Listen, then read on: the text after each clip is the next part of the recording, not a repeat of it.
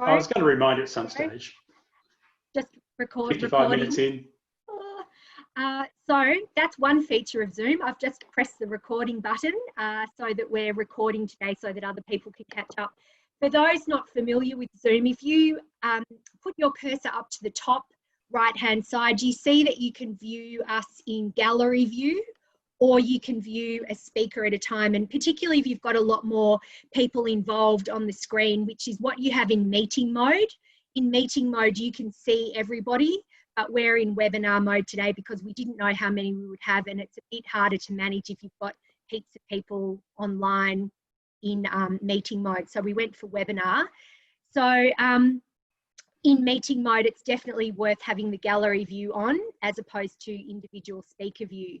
Down the bottom, you'll see that you've got a box where you can ask questions. So the Q&A box is where only the panelists, today that's Andrew and I, will see your questions. So if you want to ask a question, please do that in the Q&A box.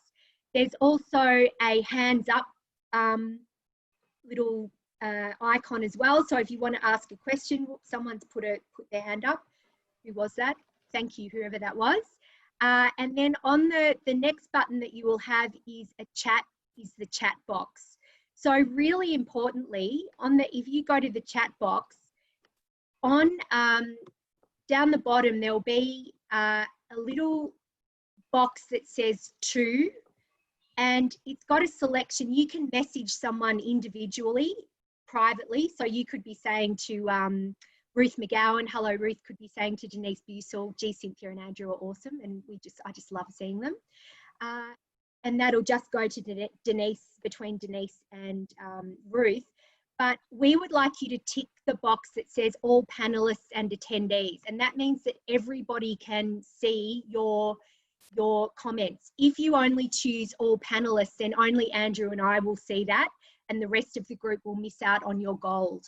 So a reminder, we need you to check that box, all panelists and attendees, so that we can see who is everyone's conversation. The other thing I'd love you to do today is to pick up your pen, and you'll be using this today. So we're not going to be force feeding you and giving you all the answers of today, are we, Andrew? Definitely not. No, Andrew's not. I wanted to, but Andrew said, no way, you're not allowed to. So hence, he's a hard ass. I'm fascist. Yeah, exactly. So we want you to keep your notepad handy, and every time you come across a good idea, write it down. You're going to be learning from each other. You might learn a bit from us, but mainly you're going to be learning from each other.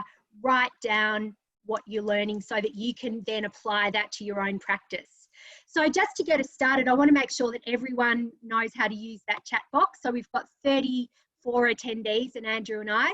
Can everyone write in the panelists and attendees where you're from and what your role is, just really quickly. We've got John James, greetings from Toowoomba. Lots to see here, lots of friends to see. New Zealand from Chrissy, Patricia from Adelaide, Bianca, hi Bianca, from Hort Innovation, Peter Clifton, Sean Coffey from Brisbane, Esperance, Kylie, WA Regional Ag Landcare Facilitator, Roe from Wodonga. Hello, lovely Penny Shaw, Manager Grains from Echuca Department of Ag, Ferg Rutherford from New Zealand, Frankston South from Virginia Brook. Oh, Kate Abraham. Hello, Kate. Kate and I knew each other at uni. Kate from Monash, managing internships and placements. Vicky from Rockhampton, Sophie from Mount Maunganui, something like that. Hello. Callum, Christchurch, scientist at Dairy New Zealand. Graham from Toowoomba. Ruth from West Gippsland. Noel from Brisbane. Dub Vegas, Dubbo from Alex. Roy from Yungaburra. Andrew McKay, Kate Forrest from Adelaide.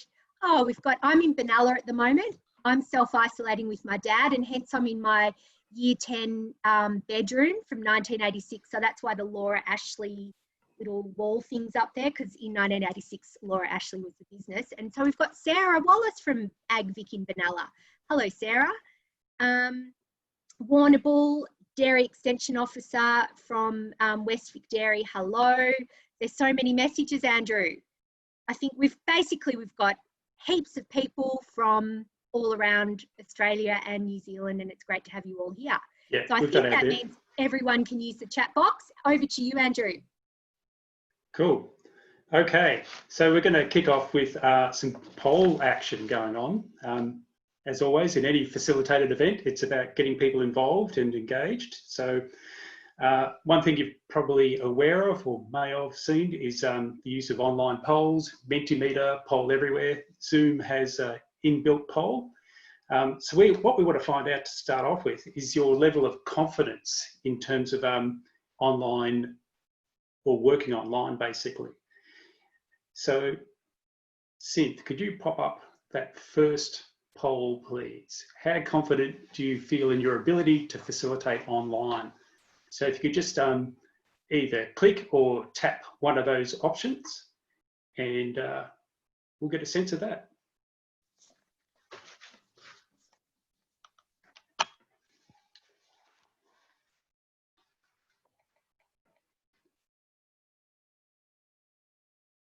I should have played some background music. Which is possible. Maybe some sale of the century kickbacks. I reckon that's everyone, Huff. Alrighty, you want to pop up some results for me? Yeah. Thank you. Hey, that's good. Bit of bell curve action going on there. Fantastic. So you can see in front of you, they've got a good mix there from people just kicking off to, got a sense of what's going on with that, somewhat confident, through to moderately, through to highly confident, which is great because we're going to learn from everyone's expertise on that. So a question I've got for you now, and this comes from the solutions focus mantra, is to think about what's helped you to get to this point. So you've put up there from somewhat, thanks Cynth, you can see there, that question there, what has helped you to get to this point? So for whatever response you put there, can I get you just to think for a moment now, the things that are helping you to get to that point of confidence, whether it's just starting off moderately, or some people were very confident. Just pop up there. If you could put in back into the chat box, what's helped you to get to that level of confidence that you've got now? That would be awesome. I don't know what's happened there, Huff. The other slides come up for some reason.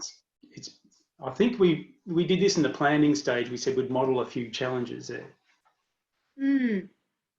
So if we look at the chat box, we can see practice is becoming big for everyone.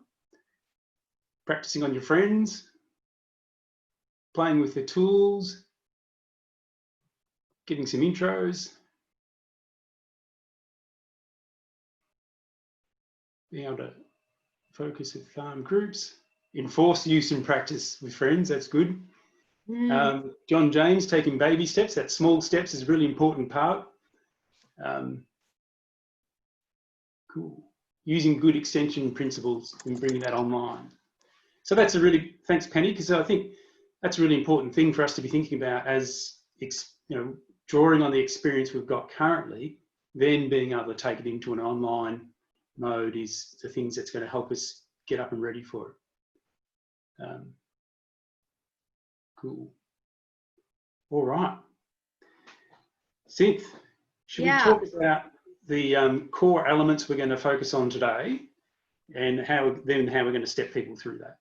Yes. So so as you've just seen, one of the great things on features of Zoom is that you can share your screen so that you can show what's on your screen. And there's also an option for a whiteboard as well, virtual whiteboard, which we're not going to use today, but it's a really great feature. I got a special pen to start jotting things down, but I think I got a dud pen because my writing looks like I'm about a 2-year-old.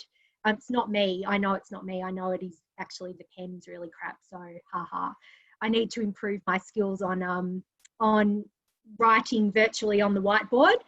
But so I'm going to share my screen and share this next slide with you. So Huff and I wanted to focus today on three main things, and we wanted you to first of all have a think about who is in your target market right now. Who is it that you need to work with online and need to work with remotely? Who is it that you need to connect with? It might be your team, it might be your family, it might be different stakeholders and clients that you have. So we want you to have a think about who they are. We then want to move on to the what. So this is about the tools, the tech, the gadgets that you're all using. Is it Zoom? Are you using virtual post-it notes? What's the technology that's really grabbed your attention that it would be good for other people to hear about? And then the third thing that we want to hear from you about is how. And this is the facilitation environment. So how are you making sure that you're enhancing the experience for the audience, and that you're keeping them engaged, connected, that your energy's right? So we're looking at the who, the what, which is the tools and the tech, and the how, which is really the facilitation environment. So the first thing that we wanted to ask you to have a think about was, as I said, the who you're with. And so we want you to have a think about who is your target market right now that you need to be engaging with. So who are they? And the other really key question that we wanted to invite you to think about, if you haven't already, is in this current environment, what are their needs?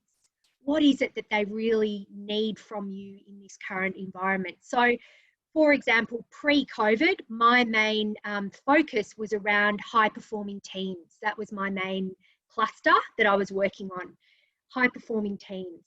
And now that with the COVID and isolation, I've actually pivoted. Love the word pivot here. Pivot. I've pivoted to go, that's actually not their need right now, high-performing teams. What their need is, people's need is to connect. People's need is to feel safe. People's need is to get some certainty.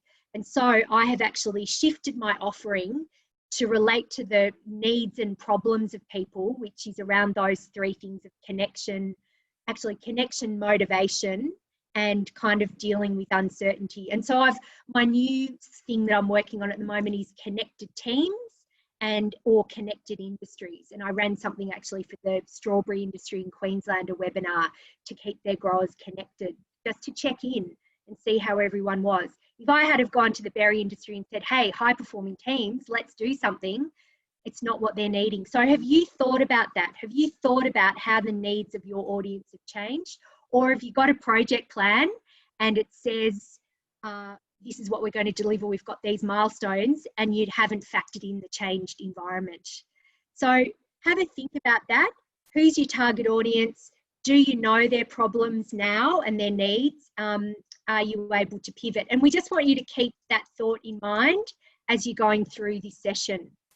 But I'm hearing Graham saying that he needs to connect with his team members, other board members, and landholders in North Queensland. Alex our audience is young farmers 18 to 35. Someone else, executive leaders, Patricia Hamilton, APEN members to continue the core business of APEN. Sean Coffey, great comment, Sean. Staying connected using a daily water cooler Zoom meeting, really important. Sarah Parker, hi Sarah, President of Australian Women in Ag. She needs to connect with members, board members, youth committee members. Vicky saying land care groups, FBA. I'm not sure what FBA is. I think she meant the FBI. Any other comments there? Land care groups, Fitzroy Basin Association, thanks. Jeanette, Community Bushfire Recovery Support, Debbie, Dairy Farmers and team members, local stakeholders and communities for an infrastructure program, says Amanda. So just be thinking about that. If you don't know the answer to that question about actually what are the needs now and how might I respond, that's something we want to leave with you to ponder, and perhaps for you to make a pivot with your offering after this session. Kate said replace face-to-face interaction at field days and conferences with online presentations without boring people silly. So true. Because it's really important not to just think I've got a face-to-face workshop and I'm going to just totally put that online and it'll be run the same way. It is a really different environment. So Andrew and I had a couple of key tips for you for this one for who, and for us it is Andrew, what was that? I think it's just reinforcing, Cynth, that it's making the switch from what our original project plans were and what we had mapped out for the next 6 months to be thinking about, okay, who are the most important people we really need to be assisting? What is their most pressing need right now? Like you mentioned, what are some of the things that keep them awake at night? And what are some of the key things that we can actually adapt and help them with? So it may be moving from what we're actually meant to be doing to thinking, right, how do we adapt and make a different offering, or how do we tap into our existing networks and help them? So adaptation is the key at the moment. Agility is the key. Now we're seeing what the hell all those terms really mean. So I think it's really doing some of that thinking in that mode. Yeah. Terrific. So now, Andrew, if we just move on to the what now. Yo. Unless there are any other comments. And the other thing that I've just realised is that we're in webinar mode, Andrew. Mm. We'll get through everything. We'll be right. So pretty much where we're heading with this now is to get a sense of the tech tools you've used and experienced either as a facilitator or as a participant. And so talking about the tools rather than the actual process is to, we're going to have some group discussions now about those in terms of, oh, we're not. We're in webinar mode. Oh, of course. All right. Well, then we're going to have a full discussion now. We might we'll mute a few people. We'll mute a few people and hear what they've got to say. Yeah, let's just unmute some people at random, preferably the ones we like. Yeah. Oh, sorry, I wasn't saying that. The question is, what's been the best tech tool you've seen used or experienced, and why? Why was it so good online for connecting with your people? So it might have been something that you've experienced yourself, or it might be something particularly for those people who are high up in the highly experienced. What's been the most effective tool that you've used to engage with people? And remember, this is actually about the tools and the technology. This is not about the environment that you create through your facilitation, because that's going to be next. So we just want to have a bit of a conversation and source that wisdom from the room. So cool.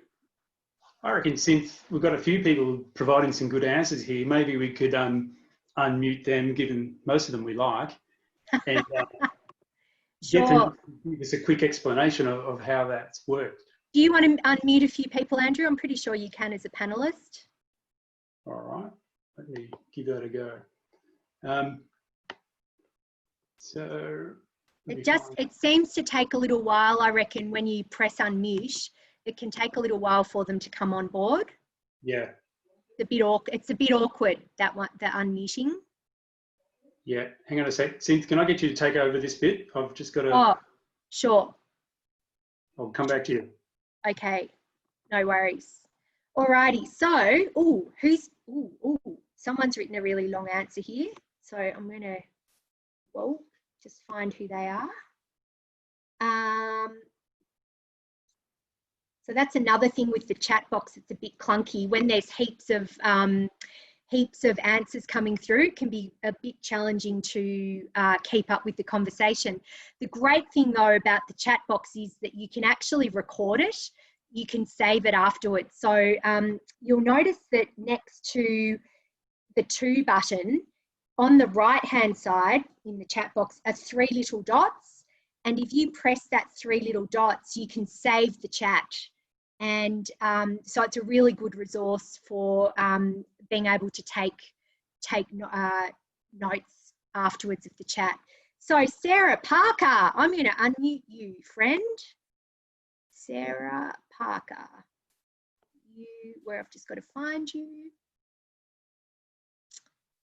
Sarah Parker, there you are. Sarah. Hi, Cynth, can you hear me? Yeah, hello. President of Australian Women in Agriculture. Yep, and assistant dairy farmer at the moment. Yes. So Sarah, what have you found has been good for you? Because you've been probably doing heaps of online stuff. I have been. I'm on a couple of boards. We've tried Zoom, Skype and Microsoft Teams. And Zoom is probably the best one where you've got varying level of ability with people that are joining the meeting. And where we've had a couple of board members that don't have really good internet service, so they've actually been able to join Zoom just in a audio capacity and mute their video capabilities, and the clearness and the clarity that comes through when you mute the video on a service that might have 1 or 2 bars, say on a mobile phone or an iPad, has been really a big difference. Yep. So Zoom functionally that's working, and practically it's working a lot better, and it's quite easy. I reckon I found it's really easy for people who are quite novices to join. And it's actually, so for the strawberry growers webinar last week, we had quite a few people on there who had never used anything online before, and it was a great way for them to build confidence in the technology. Well, I've only been using it for 4 or 5 meetings, and I had a youth committee of under 21s that took me through it. And they loved being able to share their knowledge and skills, which was a really good opportunity. And we did a learning session where I was the student and the 4 team members from the youth committee were the teachers, and they each had a different perspective and tips and tricks. So it was really good doing that. Yep. Terrific. Thanks, Sarah. Now, the next person I'm going to mute is Denise, because she's got something that I've never heard of. So I love that, and I want to know what it is. Denise. Hi. Tell me about Jamboard. What is it? Well, shout out to Jeanette Long, who put me onto it. So in Google, one of the applications I guess you can use if you go into your Google account online, one of them is Jamboard, and basically an online sticky wall. How cool is that? And you can make the Jamboard, the link to your Jamboard, shareable, and so that other people can add and edit. So I've done a few meetings online where you share the link, people can jump onto that link, go in and answer questions, record conversations on the online sticky wall. It's really cool. Love it. Love it. I had a dream. I thought about inventing online sticky notes about 2 years ago, and I just didn't ever follow through with it. Go Google then. You were ahead of your time. Oh yeah, I know. So many ideas. Thank you, Denise. That's awesome. How about we go to Penny to hear about using Slido? Yeah, or is that Alex? Oh, probably both. Was that Penny Shaw? Yeah. I think Penny had to go. Okay, let's go to Alex then. Yes, Alex. I've just got Alex there. Allowed to talk. Alex. Hello there. Can you hear me okay? Yeah. I am in Dubbo in New South Wales. We run a program for young farmers and fishers. We use Slido during our face-to-face workshops, but we've now realised we can use it within Zoom and other platforms. So you can ask questions and they vote on their phones. You can open and shut the questions in real time. So they're busy on their phones, and then you can show them the results on the screen. Yeah. Which people love seeing it. It's a bit like Menti. It's one of the competitors to Menti. And you can also embed it within Google Slides now. So when you're running your Google Slides presentation on Zoom, you can start opening the polls on it. So we ask people, what's the postcode? We ask them fun questions like who sponsors Usain Bolt? And then we ask them how old they are. And you can, like, a lot of evaluation questions come through that. Do they have an accountant at the moment? Yes or no? And then it shows the graphs and the data in real time. They can all see it, but it's anonymous. And they can also ask questions anonymously, which is probably one of the challenges of Zoom. You can see who I am. Whereas in Slido, they can then text in a question and say, my family's going towards bankruptcy. How will I get finance as a young farmer? And we don't know who that is. We can just see the question come in. So you can definitely get some really honest questions that way.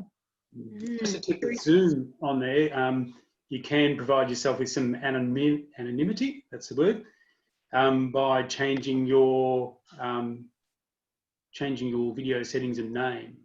So you can do that by looking at your video and changing your name on that. So you could be anonymous pony or something like that, or far out unicorn, whatever you want to be. What else have you noticed there, Andrew? We're having quite a few people chatting about Zoom rooms, breakout rooms. Have you heard about those before? Andrew, you know, funnily enough, I have heard of those. Tell me more. And yeah, it's something that is a great feature for meetings as opposed to webinars. And would you like to share a little bit more about Zoom rooms, Andrew? Sure, they are fantastic. And as a tip for younger players, you can only use them in Zoom meeting mode, not webinar mode, which is cool. So that's, again, they're a tool that I've found. They generate a heap of conversation. The most challenging part is getting people back and not them having feeling miffed because you've cut them off early. So Zoom rooms is pretty easy to set up, and you can allocate people as participants into their breakout groups either beforehand, or you can let Zoom do it randomly on the day, which is a bit more fun as well. So you've got a couple of choices there, but if there's people you actually need to have a conversation together, then you can pre-allocate them. It's just like standard facilitation stuff we do and bring it into the online environment. We need a better conversation. We need it deeper and richer. So let's use some breakout groups. It's pretty simple. And as a meeting organizer, you can jump in and out of the different rooms as well. So you can go to different rooms. And people can put their hands up for help from the facilitator as well. Yep. And if you've got a team of facilitators, you can allocate one person to each room as well and help them as you would normally in a face-to-face workshop. So there's lots of options you could just basically adapt into the Zoom or online environment. So the person that I would love to hear from is the wonderful, magnificent, just what a beautiful human being, Mr. John James, Dr. John, whoopsies, Dr. John James. Cynth, how are you? Oh, so good now that I'm seeing you, or seeing your photo. Now, John, you are an absolutely highly experienced online facilitator extraordinaire. What are your top tips regarding technology and tools for people? What's caught your attention? So I too am a Zoom lover, but Zoom meetings, because it allows that extra engagement as opposed to the webinar we're enjoying today. Yes. And like, yeah, that's okay. We'll play along. It was meant to be to show us the difference. I'm like Alex. I love using, well, not Slido, but I use Poll Everywhere because I find, like you, I find the chat box just too busy, and particularly if I'm just on my lonesome, I can't keep up with all the things. So that's where I use Poll Everywhere, and so I'll use the poll function within Zoom to say, you know, maybe how has coronavirus affected you so far, so people can see what the boring poll is like in Zoom that doesn't have many question options.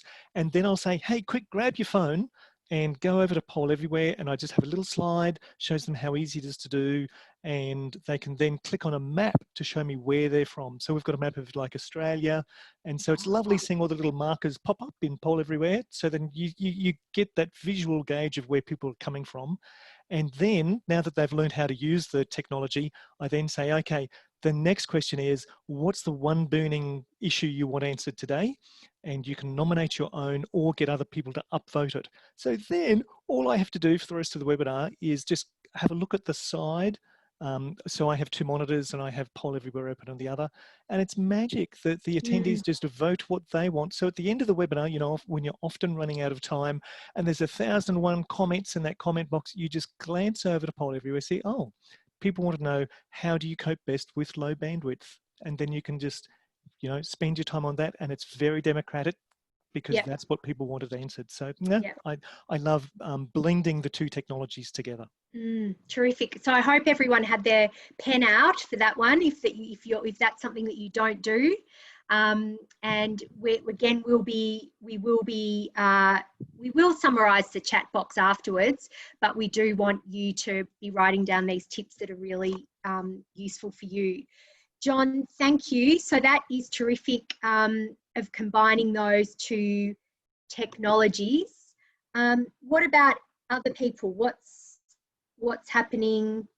Oh, so Kate has said, I read somewhere that private chats in Zoom between meeting participants are available when you save the chat box, so don't bash the boss's decor choices. Yes, they are. Okay. Any other, Andrew, were there any other good points there I mean, there's so many good points, but the other thing with breakout rooms as well is that I've just remembered too, is that everyone has access to the whiteboard in breakout rooms too, so that you can, again, that's another way of being able to help people save their conversations and keep track of what's happening. Okay, some people say max 30 participants, preferred maximum. So Peter's got a question, preferred maximum number for a Zoom meeting, anyone? Andrew? It depends. I think if you're running it solo, definitely 10 to 15's heaps, same as a normal workshop. Once you get beyond that, I think it's time to seek professional help. So, and we're going to talk about that coming up soon, actually. So I think that's a pretty good segue. Yep. So Bianca said we've had staff Zoom meetings with up to 80 people. Depends how it's delivered. We've had 132 last week. Numbers depend, from Sean. Great question, Sean. Comment. Numbers depend on the purpose of the meeting and the duration of the meeting. So I was chatting to one guy the other day who's a real expert, and he says 50 people for him, no problem. He can manage the chat box on his own and run the webinar, no problem. But he said he reckons for most other people that aren't as skilled, he would keep it to about 20. So, and Jeanette makes a great point along those similar lines there. If you're going to go beyond that, to get a co-facilitator and somebody to run the tech separately. Yep. Alrighty. So next we've got. Sorry, I'm just having a little bit of trouble with my screen here. So another good thing to remember is just to talk to your participants about how good it is to be patient and kind and understanding, because many things go wrong in an online environment. I had a webinar the other day where I actually dropped out, and I was the facilitator. I dropped out for twice because of the speed of the internet in the afternoon. So yeah, I think just warning everyone that things can happen and that it's okay. Like, we're in an environment of experimentation, so it is okay to stuff up sometimes. So our 3 tips, Andrew, do you want to quickly go through those? Yeah, as we just talked about then, so thanks everyone for your direction on that, is make sure you get some support if you're either finding your way into using this tech for the first time, or if you're going bigger, bolder and more beautiful, then definitely get support in terms of co-facilitation and tech support. So you could have somebody to keep an eye on the chat room, somebody to deal with any hiccups as they come up, and somebody that you can tag team in and out with to make sure things go smoothly. Keep it simple. I've always been a big fan of that, not over processing things, especially in the online environment. People are really distracted. There's lots going on, especially at the moment. So keep your design process really simple and not make it too cute. And that final one is have a practice run. And we saw some people earlier on say, yeah, they're doing some practice runs with their friends and family. That works really well. If you're training for a half marathon, you're not going to go and bang out a 15K run as practice first. It's just small steps. I think John mentioned that earlier on. Small steps is what's going to get you there.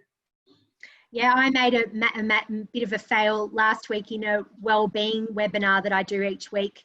And we decided I learned that you can stream live to Facebook via Zoom.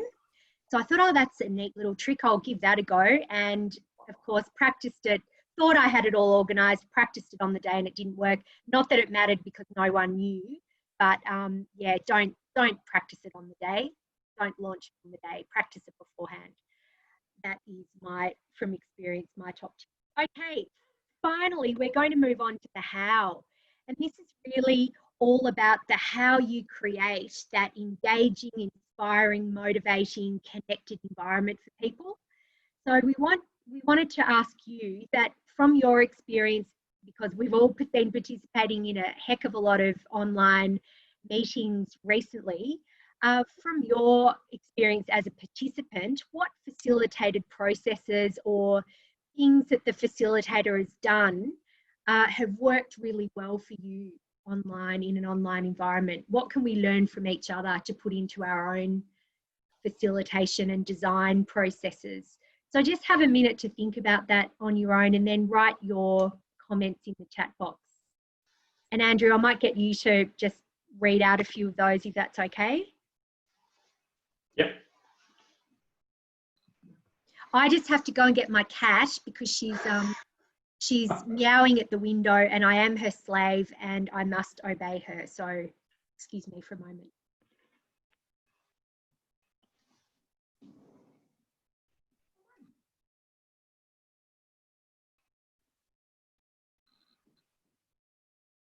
Cool. So we're getting some really good suggestions through here. And as a note, when I ask people, and as Cynthia did then, giving people a minute to get their thoughts together, generally I try and give them a minute or some time with some quiet time. I was on a webinar last week where they said, have some thinking time now, and then started playing all this background music and stuff, and I just found it mega distracting. So I think you just got to keep using our basic facilitation principles in here. So earlier on, we had a good suggestion from Debbie about perhaps calling participants beforehand just to step them through the tech if they need a hand there. Setting the scene. The other thing that came up also is getting agreed on the agenda and timing.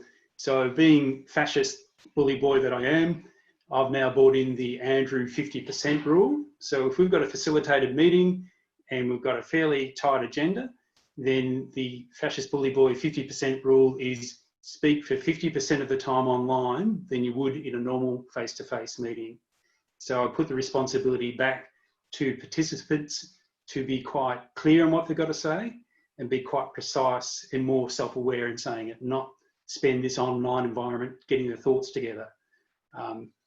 And I think that just helps with everyone being a bit more focused and understanding and tolerant of each other. Yeah. From Jeanette, we've got a good icebreaker there that connects people. And John, you mentioned identifying where people are from, putting that on their mat. Having good breaks there is another thing. I was saying to Cynthia the other day, this webinar I was on was like basically 6 hours, and I had a facilitated meeting, 6 hours of that. So chunking is even more important in that online environment.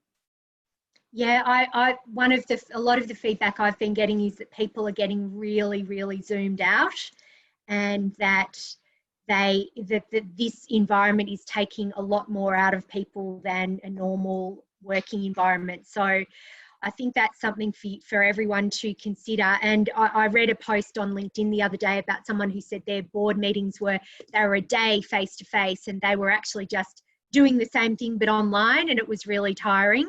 So my advice would be don't do that. Don't do the same meeting, but just transfer it over online.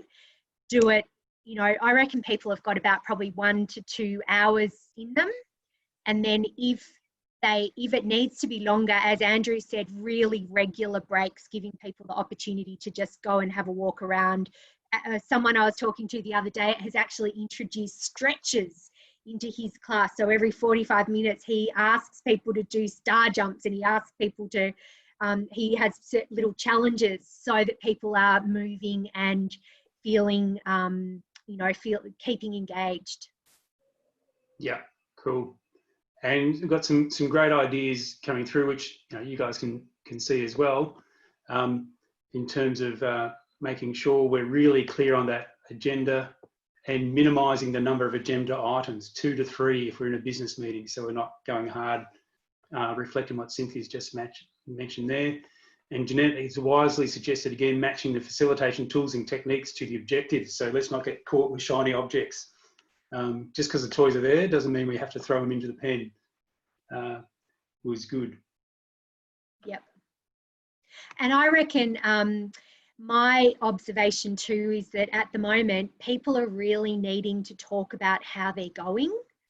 So I think factoring that time in for people to connect and say, you know, how are you? Particularly if you're in a smaller group that you work with maybe regularly, but people are just needing, I think, because we're all experiencing so many different things, and people are struggling with different challenges about this lockdown environment, and I think there's a real need to discuss some of that. So don't keep it all technical and forget the human element of the people on the other end of your technology, that they're experiencing this, another word besides pivot, unprecedented event in our lives at the moment, and there's probably some need to acknowledge that, I reckon, in the interactions we're having online.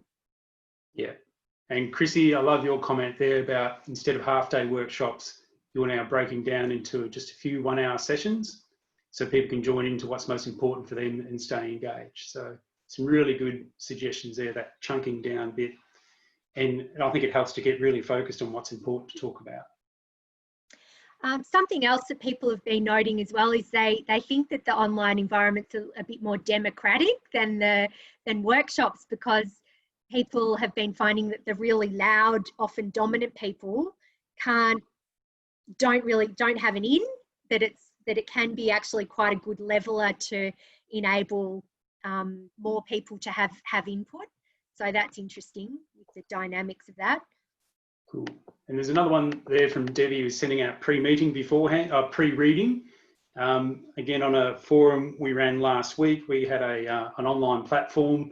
A publicly available one is Trello or Slack, where you can have some pre-reading documents, even the introductory videos, if it's for people that haven't worked together before, to get familiar with each other, so they're really clear on what they're talking about, who they're with, and can jump straight into it if you're time poor. Definitely, Brian said, if facilitating, join 10 to 15 minutes early to help people who are new to the platform and to let them know that you'll be there earlier. And I find I do that, and it is just a good way also to start having conversations and welcoming people and connecting with people too. And the other thing that I've been trying as well with my Wellbeing Wednesday webinars is that often the 1-hour webinar, you do it and then it's like, it's over.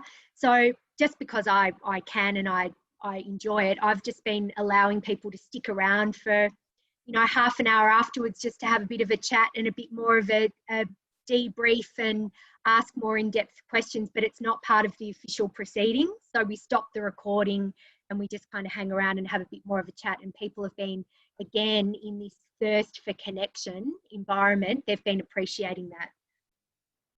Cool. There's one tip you haven't mentioned, Synth, which I think is a big reveal and really valuable, is be in love with the camera. We've just had a sleepover with our 7-year-old niece come and stay, and she's wanting to be famous, wanting to be on T-shirts, wanting to be in magazines. So her and cameras, they don't have an issue. She's great. And we were out playing with the blocks last night and building Jessica World as part of that. Yeah, it's going to be pretty cool, actually. I'll sell you some tickets later. And so the important part is for us, I think as we get older, for whatever reason, we fall out of love with ourselves. So I think, you know, using that camera, looking at ourselves, looking at that camera and thinking, right, who is it I'm talking to right now? Am I talking to Ruth over at Jindervik? Am I talking to Vicky? Who am I talking to now? And having that conversation with them so you're really connected and engaged rather than being distracted and looking at things or feeling as you're not part of it. So people pick up on that really quickly. And again, the workshop we're running the other week, the MD of the organisation was on there and he was sort of back in his chair like this and then frigging around with his phone like that and playing with his email like that. It's like, dude, you're doing a good job here because every rule you've broken, so nice. So as much as possible, love that camera. Yeah. Especially during that facilitator or deliverer. Yeah, and I think we've touched on it before, but really managing your energy and that as the facilitator, I reckon you do need to bring a lot of energy to what you do because it is so easy for people to switch off and to check Twitter and to check whatever else. So that energy that you bring and that, you know, that enthusiasm is very important. So both Huff and I today, we've got stand-up desks and we're standing up to deliver this, to do this session with you because again, we just feel like that helps us with managing our energy and gives us a little bit more, I don't know, just puts us more in that engagement mode than it would if we were sitting in a chair. So, you know, really thinking about the how you show up as the facilitator is really important. Another tip that I've had from people who work online a lot is just that plan to deliver half probably of what you think you're going to and try not to use too many PowerPoints and presentation mode, that it's a lot more important to keep asking questions, keep engaging your participants, keep them directing the session. So Denise agrees about bringing energy. Sean said it's a bit quirky from you, Sean, really? But it's useful to shack up expectations, have odd start times, e.g. 1:08 start instead of 1 o'clock. People tend to ask why and start engaging. Oh, shake up expectations. Thanks, Sean, that makes better sense. Start and people go, what? Why is it 1:08? Have I got the right time? And start engaging before the meeting. Andrew, you just did a thumbs up then. Have you done that sort of thing? Always been a big fan of that in workshops, saying we're going to have a 14-minute break now or a 15-minute break. And people go, oh, no. It gets people back ready on time and focused. Yeah, great. Now, I think John's put, John James, he uses a flipped classroom approach, which is where often people will do the work before they come, like they'll do a lot of work before they come to the session, and the session's really about asking questions, debriefing the activities so that you're not actually making people do the work in the meeting. And John has written a blog, and you should definitely go and check out his website, which has a wealth of information on it, called www.enablersofchange.com.au, and he's put the link there in the chat box. So that's definitely one to write down. And obviously, we totally agree that the use of the breakout rooms is a wonderful innovation that we think should be utilised in sessions like this. And what else have we got, Andrew? Energy required is really important. I was in a Zoom meeting yesterday for over 2 hours with no breaks, and I simply had to leave the meeting to have a drink of water. So yeah, be really think about your participants. So Andrew, we've got a couple of our top tips, which I'll just go to. Everyone's covered off them beautifully, I think. Yep. Next time it's going to hand over. Andrew, do you want to go through those? Yep, again, we talked about that time constraints, chunking down. So we had lots of people give us some good feedback there already today. Have different engagement strategies. So whether we're using polls like we've done today, a little bit of PowerPoint, a bit of talking, handing over to participants, all those sort of things are really useful to make sure we're not just delivering a boring schmoring, I'd rather set myself on fire, take a bath in hot fat PowerPoint type presentation. And as we mentioned there, really pump that energy up. So I think part of our process or commitment too is just jump straight into things, really get people excited about what we're going to do. And I'll have to use the F-bomb, could make it fun for people. So just, sorry for using that language, but there's those sort of things too. Absolutely. And we just, again, we would really encourage you to experiment, have an experimental mindset. Share with your participants that you might have stuffed up, mucked up at times. Expose them to build their confidence with this technology. Try different things. Like I am so going to try those post-it notes, but also try things, but not just for the sake of it. It's still all about the design process. So you've got to think about your design and your engagement. Keep things moving. Keep asking people questions, and look at the camera. Look at the camera. Look at the camera, and smile and engage. So Huff, just over to you now for this last part of the session. Yeah, I think it's worth now just to be thinking about your big take homes from here, or at least a big take home that's been a bit of an aha, light bulb moment, it's rocked your world, you're going to change everything, or just something small that think, I'm going to take that and use it. So some consideration firstly to what's been an aha moment, and also some consideration to your level of confidence now. From when we started, we had a lovely little bell curve there. Okay, shall I do the second poll, Andrew? Let's smash that poll out. Okay. There'll be a poll at Jessica World as well. It'll be pretty cool. Here we go. So given the exposure you've had to all your peers in terms of the ideas they've given you, some of the snippets you've heard from Cynthia and myself, how confident do you feel now in your ability to facilitate online? So if you need to click or tap on any of those responses, there's no right or wrong. All right, I think that's it. Yeah. So I shall now display, share. Yay. So, yeah, so at the beginning we had no confidence at all, 11%. We've now got 0. We had at the beginning somewhat confident, 54%, now 40. Moderately confident, we had 26% at the beginning, now we've got 43. And highly confident was 9%, and now we've got 17. Fantastic. So that's terrific. Oh, good to see you, Well man. done. I just saw an old friend.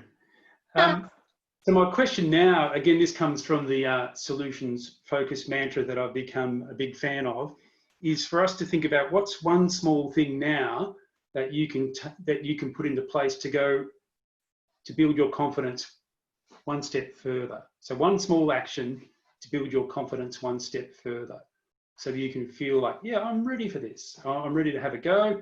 I'm ready to try this out. So if you can make a note to yourself, or even if you want to share it with the group in the chat box, that'd be pretty cool. Just about what's one small step that you can take now to help build your confidence even further.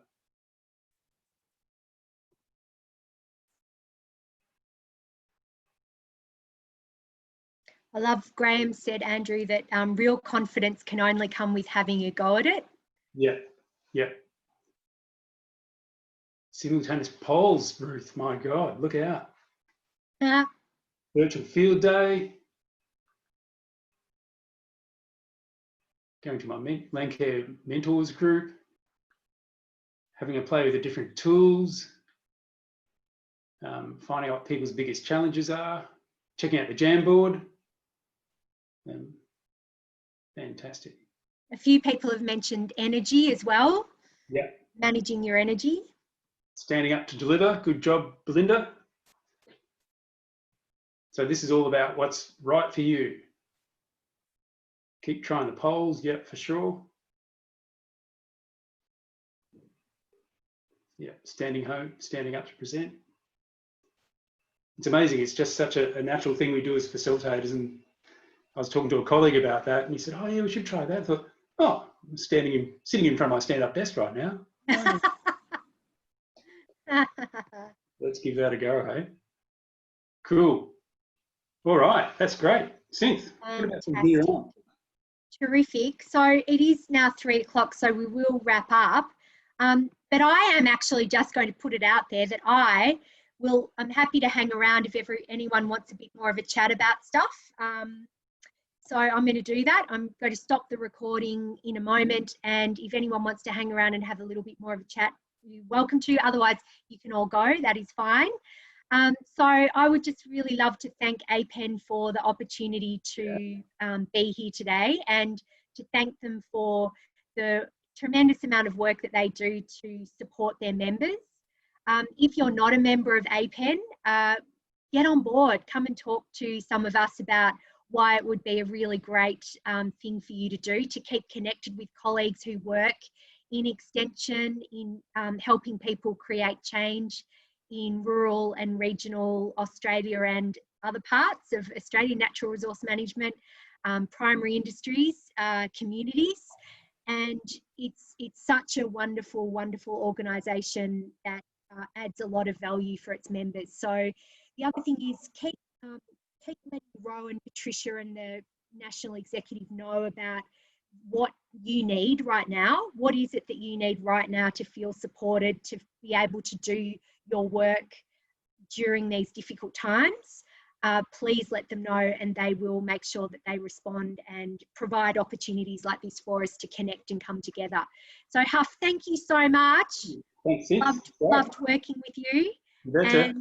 And thanks everyone, and all the best. And I'll keep, as I said, I'll keep hanging around a bit later if anyone else wants to. See ya.